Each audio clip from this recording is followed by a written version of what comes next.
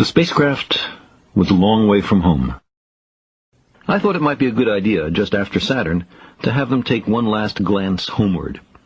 From Saturn, the Earth would appear too small for Voyager to make out any detail. Our planet would be just a point of light, a lonely pixel, hardly distinguishable from the many other points of light Voyager would see, nearby planets, far-off suns. But precisely because of the obscurity of our world thus revealed, such a picture might be worth having.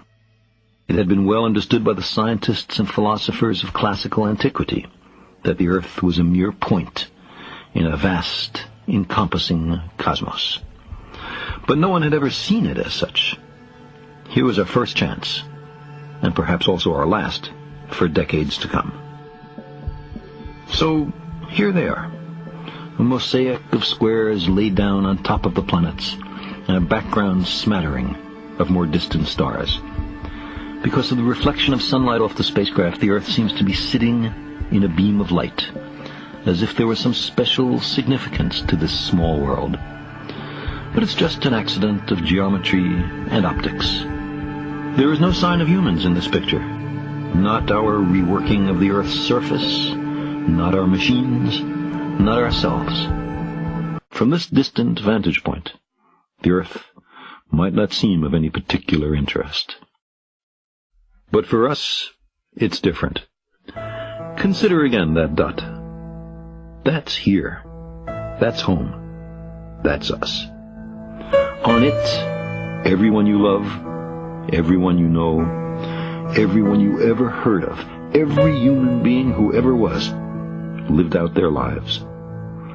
The aggregate of our joy and suffering, thousands of confident religions, ideologies, and economic doctrines, every hunter and forager, every hero and coward, every creator and destroyer of civilization, every king and peasant, every young couple in love, every mother and father, hopeful child, inventor and explorer, every teacher of morals, every corrupt politician, every superstar, every supreme leader, every saint and sinner in the history of our species lived there, on the mote of dust, suspended in a sunbeam.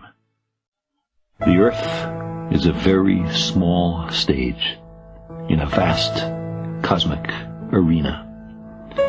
Think of the rivers of blood spilled by all those generals and emperors, so that in glory and triumph they could become the momentary masters of a fraction of a dot.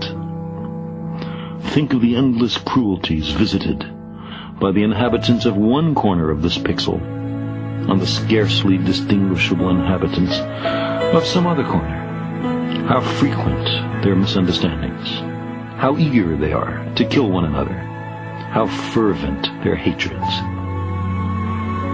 Our posturings, our imagined self-importance, the delusion that we have some privileged position in the universe, are challenged by this point of pale light. Our planet is a lonely speck in the great enveloping cosmic dark. In our obscurity, in all this vastness, there is no hint that help will come from elsewhere to save us from ourselves. The Earth is the only world known so far to harbor life. There is nowhere else, at least in the near future, to which our species could migrate. Visit? Yes. Settle? Not yet. Like it or not, for the moment, the Earth is where we make our stand. It has been said that astronomy is a humbling and character-building experience. There is perhaps no better demonstration of the folly of human conceits than this distant image of our tiny world.